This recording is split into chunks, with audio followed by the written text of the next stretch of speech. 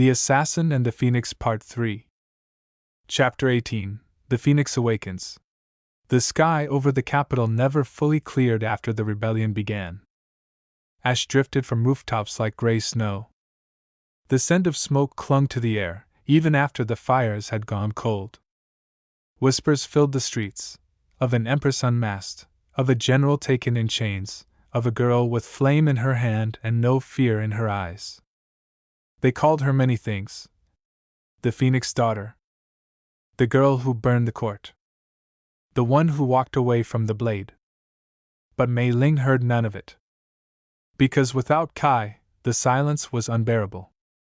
Deep beneath the imperial palace, far from torchlight and mercy, Kai Shen opened his eyes in darkness. His hands were manacled above him. His back pressed against cold stone.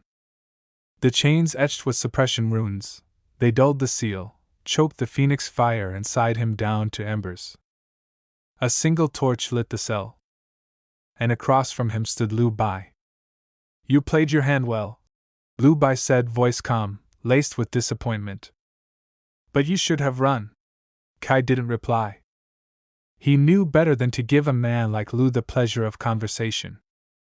The commander stepped forward, held up a vial filled with flickering gold light. Phoenix essence. Torn from Kai's back. Extracted through blood. "You're going to tell me how to awaken the rest," Lu said. "Or I start testing ways to make your body forget it ever carried the flame." Still, Kai said nothing. He looked past the pain, past the cell, and imagined her. Mei, standing tall before the people. The fire had chosen her now. And if he had to bleed for it to keep burning, so be it. Above, in the rebel-claimed district of Moonrise Gate, Mei stood before a crowd of thousands. They had come not for spectacle, but for truth. Children sat on rooftops. Elderly lined the alley walls. Merchants, former soldiers, scholars, and strangers held their breath as Mei stepped up onto a broken palace balcony, draped in tattered phoenix silk, her face unpainted, her hair loose. She didn't raise her voice. She didn't need to. "The Empire lied," she said. "They told you I was a traitor. That I was nothing. That the Phoenix line was cursed. That silence was safety. But silence is where they buried your names. Your families. Your histories. So let me give you something back." She raised her hand. And the phoenix ring ignited. A golden flame sparked from her fingers, pure, blinding, dancing across the rooftops in a slow, deliberate spiral. Not destruction. Resurrection. It circled overhead like a winged brand, then hovered over the crowd. And the people bowed. Not in fear, but in belief. Later that night, Tala approached her as she knelt before a ceremonial fire pit, sketching the old phoenix glyphs into the ash. "You just lit a match under the entire empire," Tala said. Mei didn't look up. "Not yet. Just a spark." Tala knelt beside her. "Then let me be your flamekeeper." Mei turned. "Speak carefully," she said, tired, "or I might start to believe I'm worth following." "You are." A long silence passed between them. And then Tala pulled a blade from her belt and placed it in front of Mei, hilt forward. "I took this from Lu Bai's lieutenant," she said. "Kai's alive. They've suppressed the seal, but he's breathing. He's in the pillared vault." Mei's fingers curled around the hilt. Her pulse quickened. "Then we burn it down." Across the city, the people whispered a name they weren't supposed to remember. Phoenix. And under the palace floor, Kai closed his eyes and smiled faintly. He didn't need to see the fire to know it was rising. He could feel her coming. Chapter 19. Ashes to Silk. It began with a whisper. Then a war cry. By midnight, it was a plan. Mei stood at the head of a makeshift war table in a hidden rebel command post beneath the Moonrise Gate, a candlelit cellar filled with smuggled weapons, stolen scrolls, and maps inked on silk scraps. Wind whistled through cracked stone, Distant fireworks from the outer festival still lit the sky, masking troop movement and messages. Around her stood the new guard of the Phoenix Resistance, former courtiers, disillusioned guards, scribes who had once written lies and now wanted to erase them with truth. Tala stood to her right, flanked by 3 silent knife-throwers dressed in black. To get to Kai, Tala said, we need to breach the pillared vault, deep beneath the Empress's citadel, guarded by 7 gates, 3 rune-bound sanctums, and a fire-locked corridor designed to burn intruders alive. May said nothing. She was staring at the map. Not with panic. With clarity. How do we breach the seal? One rebel asked. We've tried before. The flame eats anyone who doesn't have. I have it, May said. She raised her hand. The ring gleamed, then ignited. Not like before. Not small. Not tamed. A full halo of fire erupted from her palm, swirling into the phoenix spiral, licking the ceiling with golden blue heat. Everyone staggered back. Even Tala blinked. May closed her hand. The fire vanished. I don't need to borrow power anymore, she said. It remembers me. They moved at dusk. The city still smoldered from the last wave of rebellion, the outer guard distracted by riots near the merchant quarter. A small rebel force created diversion fires across the eastern wall, drawing the elite guard away from the vault's upper levels. May, Tala, and 3 trusted infiltrators took the underground aqueduct, slipping past the first 2 vault gates undetected. Inside, the pillared vault glowed with oppressive light, smooth gold walls etched with suppression runes, iron phoenix statues lined like sentinels, and columns carved with the names of every phoenix heir who had been executed. May paused at the base of one. The name carved in deepest ink? Lianhua. Her mother. She traced the engraving with her fingers. I'm sorry it took me so long, she whispered. Then stood and kept walking. The fire corridor came next. A sealed hallway, designed with mirrored stones and ember glyphs that ignited a living inferno if touched by anyone without the seal's blood. Tala stepped back. May, if this fails. It won't. May pressed her bare hand to the golden gate. And walked forward. Flame erupted around her instantly. But it didn't burn. It recognized her. Flowed around her like water. Wrapped her in heat. Lifted her hair, filled her chest, licked her skin without harm. And then it entered her. Not a metaphor. Not a vision. The fire itself, phoenix-born and waiting, entered her bones. Her eyes glowed. Her veins shimmered beneath her skin. She exhaled, and the hallway obeyed. The fire parted. And she walked through. Beyond the flame corridor lay the iron chamber, where the prisoners of highest threat were kept in suspended sleep, fed with venom-diluted drip to keep them unconscious. Kai was the only one awake. Barely. He hung from chains engraved with runes, his body bruised, his mouth bloodied, but his eyes, when they saw her, lit like sunrise. May, he croaked. I'm here. She ran to him, reached for the chains. But as she touched them, the runes flared. Pain tore through her hand. She fell back, gasping. Tala reached forward. What happened? The chains don't recognize her, Kai murmured. They weren't made for phoenix blood. They were made to trap it. May looked up. Then I don't need to unbind them, she said softly. She stood. And let the fire rise. It exploded from her in a pulse of golden flame, shattering every suppression rune in the chamber. The chains vaporized. The walls cracked. The statues of iron phoenixes melted into slag. Kai fell into her arms, gasping. Alive. Free. And the fire around her didn't fade. It roared. Climbed the ceiling. Curled around her shoulders like wings. Tala stepped back. You're not just carrying the phoenix anymore. May turned to her. I am the phoenix now. Alarms blared through the citadel above. But it was too late. Because as May and Kai emerged from the vault into the open courtyard, fire spiraling around them like a living storm, the entire palace saw them. And fell to its knees. Not in obedience, but in awe. Chapter 20: The Empress's Gambit. The phoenix rose over the capital. Not from legend. Not from prophecy. But from a single woman. The fire that wrapped May as she and Kai stepped into the grand courtyard was no longer borrowed. It was part of her now. A golden aura curved around her limbs, flickering with power she didn't fully understand but instinctively controlled. Behind them, the rebel banners flew from the eastern and western gates. The people gathered in stunned silence.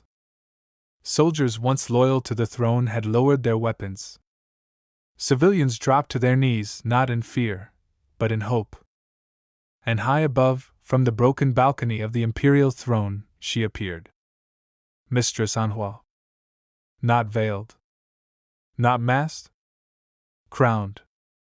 Clad in black and crimson armor woven from living silk, her gaze locked onto May like a hawk who'd finally spotted the mouse that escaped the snare. She did not speak with volume. She didn't need to. Her voice was amplified by 1,000 whispers of obedience. You have stolen what was never yours. May stepped forward, fire coiling around her feet. I only stole what you tried to erase. Anhua descended the shattered steps like a queen returning to war. Behind her, the last of the silk court emerged, 6 surviving enforcers in midnight robes, blades drawn, eyes burning with loyalty so deep it drowned reason.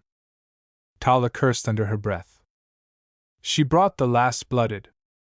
These are the ones that never fail to kill. Kai drew his blade, though his arms shook from lingering injury. She doesn't want power anymore. She wants revenge. May raised her hand. Then let her try. The battle that followed would be carved into every temple wall for generations. The 6 enforcers struck like shadows born from storm clouds, fast, silent, merciless. But May didn't move like silk anymore. She moved like fire unchained. Each step burned symbols into the stone. Each gesture curved flame into weapon.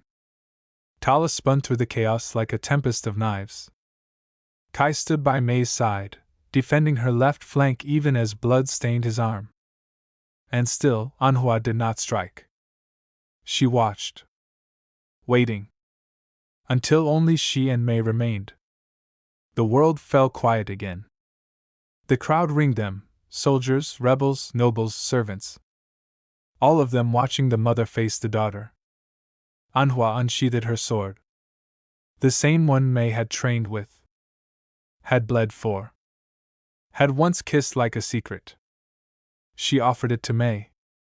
Hilt first. I taught you to kill, Anhua said.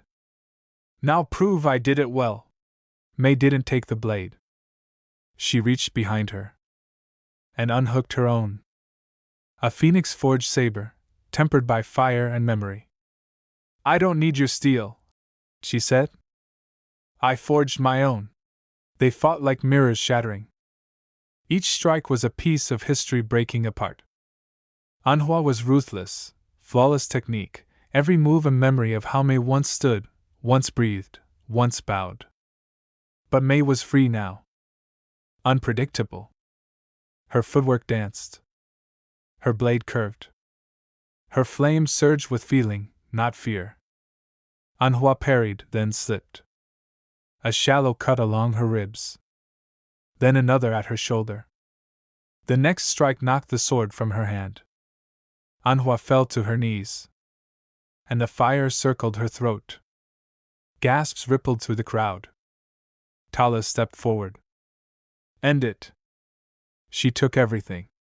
May stood over Anhua, breathing hard, flames crackling along her blade.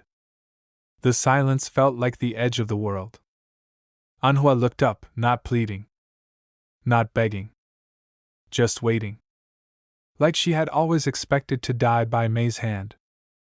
I gave you purpose, she whispered. May shook her head. No. You gave me obedience. I found purpose when I let go of you. And she dropped the sword. Let it clang against the marble floor. The fire vanished from her hands. I don't need to kill you, May said. Because you've already buried yourself in lies. Anhua's gaze flickered. And, for the first time, broke. She lowered her head. Said nothing. The crowd began to murmur. First in confusion. Then in understanding. Then in awe. Because the phoenix wasn't about vengeance. It was about rebirth. And May had just proven the one thing the Empire never believed. That fire could purify, not just destroy. Later, the enforcers were taken into custody. Anhua disappeared from public view, imprisoned in the ruins of the Silk Court, where no mirror hung and no voice answered her orders. Tala lit the final banner fire that night. And Kai, bloodied but alive, stood beside May on the high wall, watching the dawn rise over a capital that had finally awakened. Chapter 21: The Crown Without a Throne. 3 days passed. The fires were out. The blood was washed from the marble. And the Empire, battered, shaken, confused, waited. Not for retribution. Not for mercy. But for a name. Mei Ling stood in the Imperial Audience Hall. The same hall where she had once been a shadow, a servant, an assassin in disguise. Now, she stood in the center, in full view of courtiers, soldiers, and rebels alike. The banners of the old dynasty had been torn down. The throne sat empty. The crown of flame, the phoenix diadem forged centuries ago from molten gold and firestone, rested on a crimson pillow atop the dais. And no one dared approach it. Not the former ministers. Not the rebel captains. Not the generals who had defected in the final hours. They all looked to her. Tala stepped beside her, arms crossed. You could end this right now. May didn't move. I didn't fight for a throne. No, Tala said. But you lit the flame. They followed it. That means they'll follow you. And if I become what she was? May whispered. If the crown turns me into another Anhua? Tala was quiet for a moment. Then she said, That's the fear of someone who deserves it. And the reason you'll never become her. In the shadows, Kai leaned against a pillar. Alive. Healing. Watching. His arm was wrapped, his face pale, but his gaze sharp as ever. When May met his eyes, the look he gave her wasn't pride or awe. It was trust. No pressure. No expectation. Just belief. That night the city held its breath.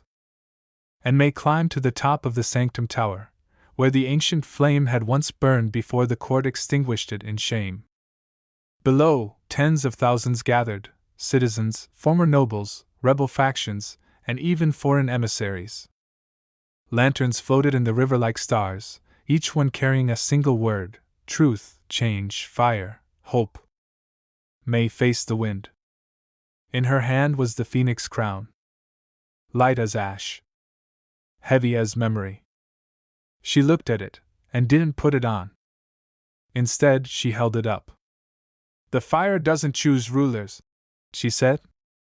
Her voice, amplified by phoenix runes, echoed across the city. It chooses witnesses, those who see what was lost. And swore never to let it happen again. I don't want to rule. But I will lead. For now. Until we rebuild what the court broke. This crown does not belong to me. It belongs to the ones they tried to erase. And with that, she placed the crown not on her own head, but on the flame altar atop the sanctum tower. The fire accepted it. The crown lit instantly. A burst of golden flame curled around the altar, visible for miles. The people below knelt. And rose again. Not as subjects. As citizens. Later, As the crowds dispersed and moonlight bathed the ruins in silver, Kai found May alone at the edge of the tower, wind tangling her hair. "You could have kept it," he said quietly. "I'm not finished yet," she replied. "A crown on my head would have meant the war was over. And it's not." "No," she said. "It's just beginning.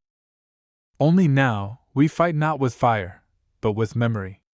He stepped beside her. "You lit the Empire on fire, May. Now you'll have to teach it how to live." She smiled faintly. And for the first time in years, her voice softened like silk and flame. "Then we do it together." Below, the last of the lanterns floated past the city walls. And across the Empire, the name Phoenix no longer meant rebellion. It meant rebirth. Chapter 22. The Message from the Sand-Sailed Kingdom. The palace no longer bled gold. Its silk drapes had been torn down. Its floors were washed, its banners re-dyed with crimson and ash, the color of rebirth. The old thrones sat empty, untouched, symbols of a past no one wanted to repeat. In their place stood a long table of stone, carved with 7 phoenix spirals, each representing one of the new council seats May had created: soldiers, scribes, healers, rebels, and artisans. A throne for no one. A seat for everyone.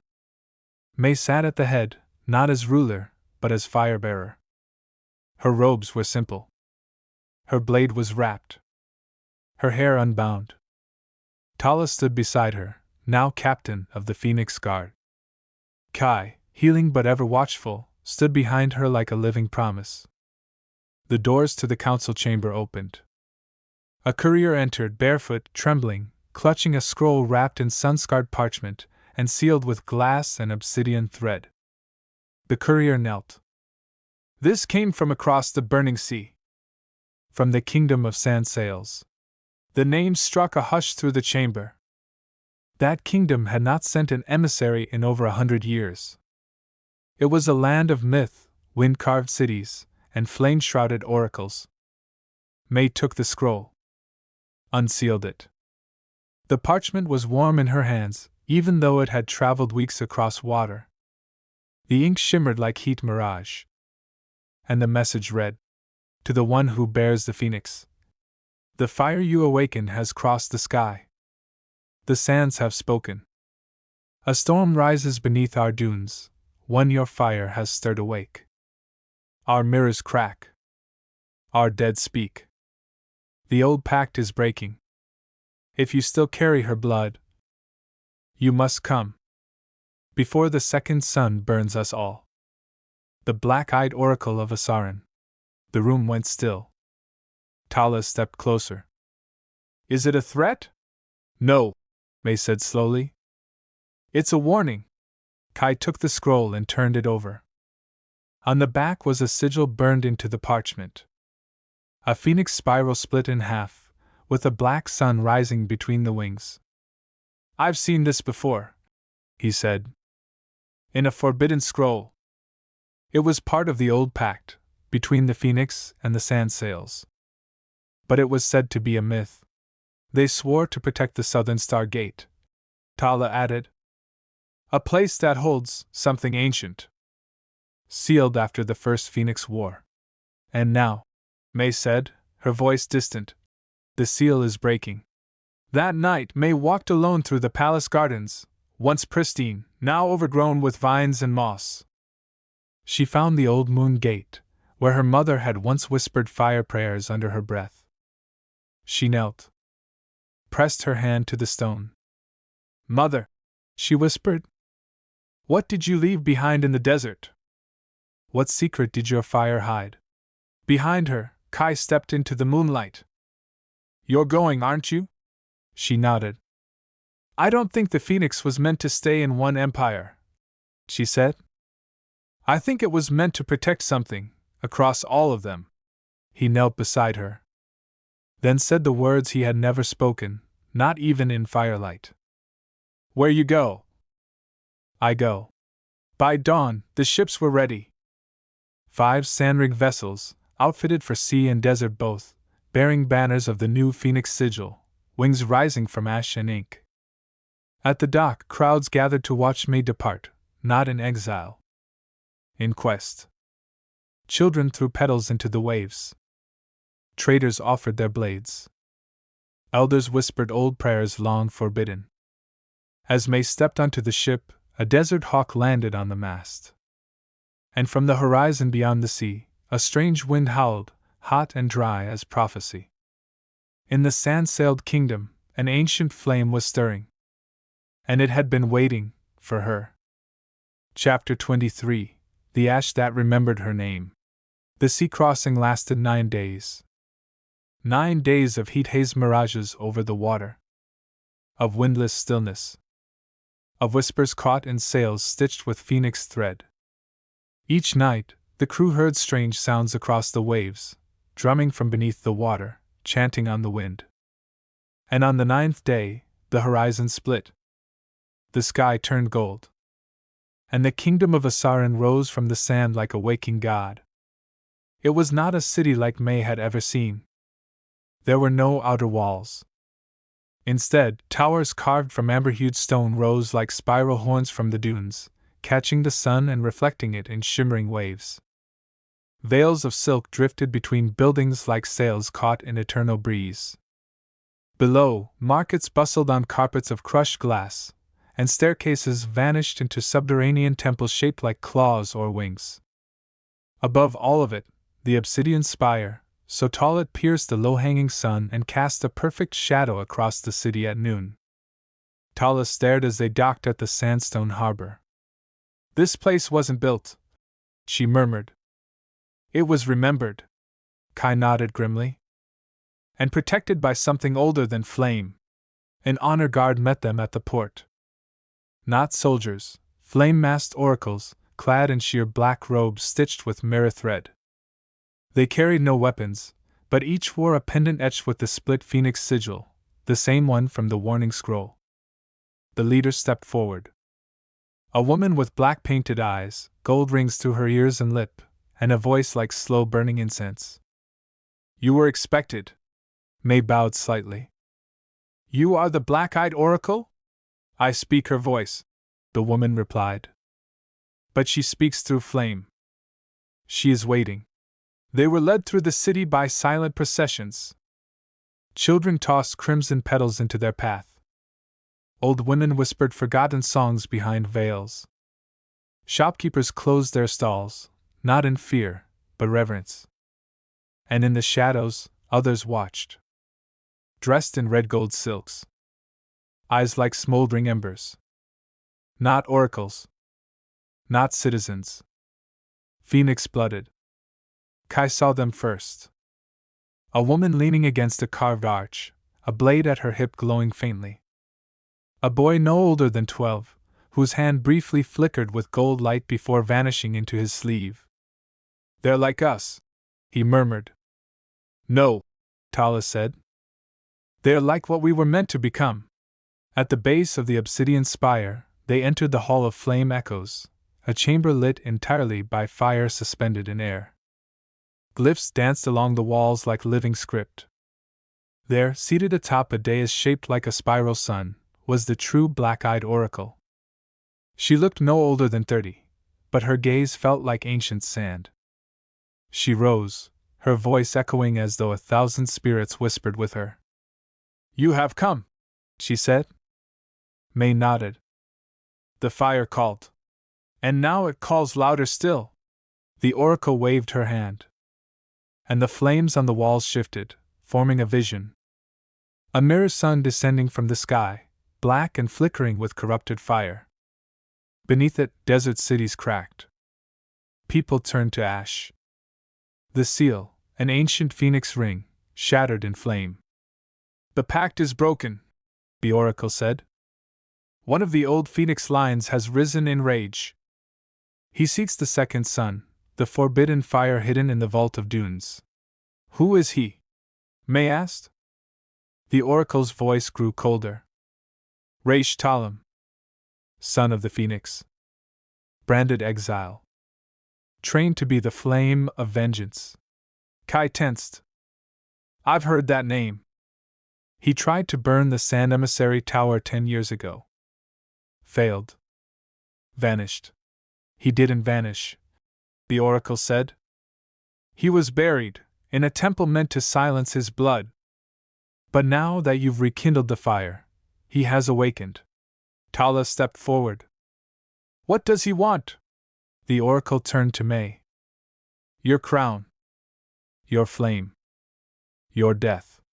Later, in the private quarters gifted to them beneath the temple, May sat alone on a stone balcony overlooking the red-sanded streets. The fire inside her pulsed faintly. Uneasy. She had come to bring peace, to honor a forgotten pact. But now she understood. The fire she had awakened was not singular. It was part of a lineage fractured by time, buried by war, and now, splintering again. There were Phoenix heirs who remembered her name. But not all of them welcomed it. And somewhere in the southern desert, beneath dunes that had not shifted in centuries, a man with fire in his blood and vengeance in his breath opened his eyes. Mei Ling, he whispered, tasting her name like ash on his tongue. You lit the world. Now I'll watch you burn in it. Chapter 24 Flames That Remember. The entrance to the Oracle Vault was not marked by doors. It was hidden beneath the Library of Breath, through a mirrored pool that reflected only your truest self. The surface burned cold as fire when May stepped through, but it didn't wet her robes. It passed over her like memory, pulling her deeper, inward, backward. Tala and Kai waited above. This was a journey only the phoenix blood could take. May fell through flame. Not burning. Not drowning. But drifting. Whispers rose around her, words she didn't know, yet recognized. The first language of the Phoenix line. Spoken not with tongues, but with embers. And then she landed. On black stone. Lit only by fire that hovered, pulsed, and breathed. The Oracle Vault was circular, its walls etched in ever-shifting glyphs. Fire danced between them, pulling itself into shapes as May stepped forward. The flame rippled, shimmered, and formed a face. Raish Talam. A boy first. Then a young man. Then a warrior with gold-scorched skin and eyes like cracked obsidian. The fire pulled his story into being. He was born as you were, the flames whispered. Of ash and name and prophecy. The court erased him from memory. Because he saw what they would not. That the phoenix should not serve crowns. It should burn them. May watched Raish rise in visions. He trained as a temple guardian. Swore the oath. But when he learned that the seal of the second sun was not a myth, but a weapon buried beneath the southern dunes, he defied the oracles. He believed the empire would only ever kneel to fire, not to truth. He was cast out. But the fire did not abandon him. It changed. The flame shifted again. Showed Raish chained to a temple pillar. But the fire leaking from his body was black gold, not phoenix gold. It hissed. Warped. Hungered. May stepped back. That's not our flame. It is a reflection, the Oracle Vault whispered. Born of rage. Fed by silence. Twisted by grief. And then, a final vision. Raish standing over a ruined temple, staring into a mirror carved from obsidian. He looked at her. You will wear fire like mercy, he said. I will wear it like war. May fell to her knees. The flame around her dimmed, flickered, cooled. Because now she understood. Raish Talam was not simply another phoenix heir. He was her blood cousin, born of a secret branch of the lineage, one exiled and sealed away for fearing too much. And now, he had awakened with fire meant to destroy what May had rebuilt. She stood. Hands shaking. The vault whispered one final thing before releasing her. You are the only one who can face him. Because you carry the part he lost. When she emerged, Kai was already pacing. Tala sat sharpening her knives, but her eyes rose the second May stepped into the sunlight again. May's voice was calm, but there was something sharper in it now. Something that had passed through pain and come back honed. "We leave tonight," she said. "He's heading for the Vault of Dunes." Kai stepped forward. "What did you see?" She met his eyes. "A fire that doesn't forgive. A mirror that burns. And a brother I didn't know I had." Far across the desert, Raish Talam stood at the edge of the buried vault, surrounded by his own loyal blood-born phoenixes who had been forgotten, burned, and now risen again. "Let her come," he whispered to the wind. "The crown will crack. The flame will fracture. And the world will remember that fire is not meant to be tamed." Chapter 25, Where Fire Chooses Its Name. The desert stretched out before them. Miles of red sand, rising like waves frozen mid-storm. The Vault of Dunes lay ahead. Half buried. Heavily warded. Its gate forged from petrified flame and sealed with a symbol only phoenix blood could open. And now, two bloodlines approached it. May stood with Kai and Tala at the edge of the final ridge. Behind them, a small band of loyalists waited, phoenix-marked warriors who had chosen rebirth over revenge.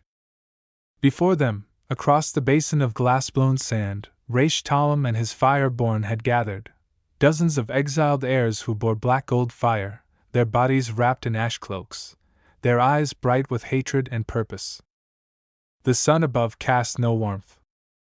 Because beneath it, a second one stirred. May stepped forward alone. The heat cracked the air. The flame in her bones answered, coiling along her skin. At the far side of the dune, Raish emerged. He was taller than she expected. Older. Scarred. Fire danced behind his pupils, but his hands were steady. And when he smiled, it was with the sorrow of a prophet who had burned too long to forget. "So," he said, voice deep as dune thunder, "the orphan flame comes home." "I didn't come to kneel," May replied. "No," Raish said. "You came to beg for peace." She shook her head. "I came to offer it." The wind swirled. Behind them, either army moved. This was a duel the desert itself would bear witness to. One flame. One name. One future. Raish stepped forward. Raised a hand. And the fire erupted from his body, not gold, but black and furious, like molten obsidian given breath. It raced toward her. May met it. Not with rage. Not with hate. But with every memory she carried. Her mother's voice. The rebellion's cry. Kai's hand in hers. Tala's blades flashing in the dark. A throne she refused. A crown she lit, not wore. And the fire that remembered her name. Her own flames rose. Not to destroy, but to heal. Golden light met black fire with a roar that split the sky. Sand turned to glass. The second sun above began to stir, responding to the power of both heirs. But May didn't strike to wound. She stepped into the fire. Merged it. And reached for Raisha's hand. He tried to pull away. But she grabbed his wrist. And whispered, "You were never forgotten. You were erased. But not by me. I came to burn thrones, not brothers." The black flame faltered. Raisha's body trembled. The fire inside him, wild, broken, vengeful, met the gold in her and shuddered. Cracked. And then softened. The desert wind died. The sky turned pale. And the second sun, the one they feared, dimmed. It was not a weapon. It was a warning. A mirror of what they could become. If they kept burning without mercy. Raish fell to his knees. His fireborn dropped their weapons. And May stood over him. Not as conqueror. Not as empress. But as flame-bearer. She offered her hand. This time, he took it. Later, as dusk bled into stars, the two fire lines stood together for the first time in history.